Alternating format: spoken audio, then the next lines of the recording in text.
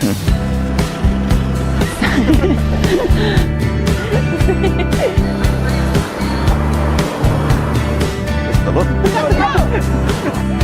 was the question again? I kind of lost it there.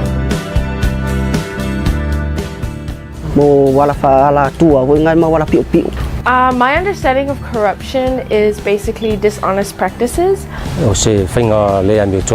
Is when something's not done well or following the rules of that. Basically, it's the misusing or the misusing of power and authority.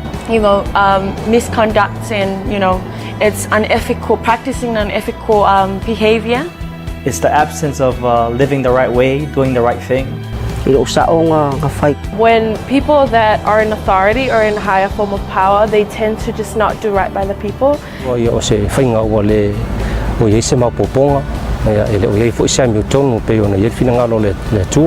It's us misleading people, people with authority. Actions and decisions that are based on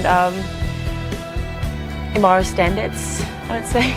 There's a saying that says, evil triumphs when good people do nothing.